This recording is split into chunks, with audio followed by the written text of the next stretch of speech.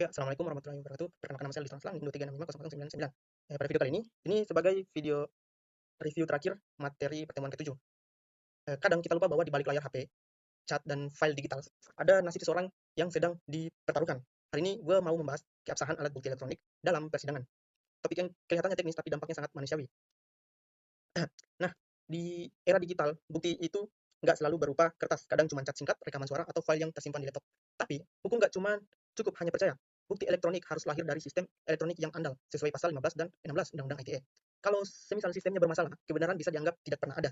Lebih menyedihkan lagi, nggak semua bukti digital bisa diterima. Untuk dokumen tertentu, seperti akta notaris atau surat resmi, bukti elektronik tidak diakui, seperti yang dijelaskan dalam pasal 5 ayat 4 Undang-Undang ITE. Walaupun isinya benar, hukum tetap berkata tidak sah. Saat penyidik ingin menyita HP atau laptop, mereka harus mendapatkan izin Ketua Pengadilan Negeri. Kenapa? Karena itu harus sesuai pada pasal 43 Undang-Undang ITE. Karena kalau prosesnya salah, buktinya bisa gugur dan keadilan ikut runtuh. Disinilah forensik digital berperan. Bukti dikumpulkan, dijaga, dianalisis, dan dicatat melalui chain of custody. Nah, pertama ada hash value. Apa itu hash value? Itu hash value sidik jari digital yang memastikan data tidak berubah sedikit pun. Ada write blocker agar bukti tetap murni dan tidak ternoda. Karena satu perubahan kecil bisa menghapus seluruh kebenaran. Masalah makin berat saat bukti di cloud.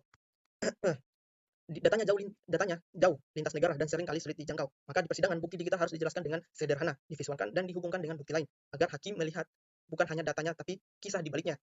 Kesimpulannya, ya, bukti cloud.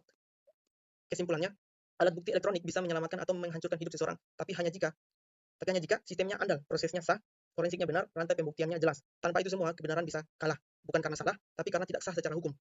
Contoh di Indonesia yang pernah terjadi, banyak kasus chat WhatsApp dijadikan bukti, tapi tanpa pemeriksaan forensik. Chat itu dianggap lemah dan mudah dipalsukan. Dalam kasus penipuan online, bukti email atau transfer bank baru kuat saat diperkuat oleh ahli digital forensik. Dan dalam kasus besar seperti korupsi, rekaman elektronik hanya bernilai jika rantai pembuktiannya tidak terputus. Karena dalam hukum, yang diuji bukan hanya isi buktinya, tapi cara kebenaran itu dibuktikan. Oke, terima kasih. Demikian materi terakhir pertemuan 7 tentang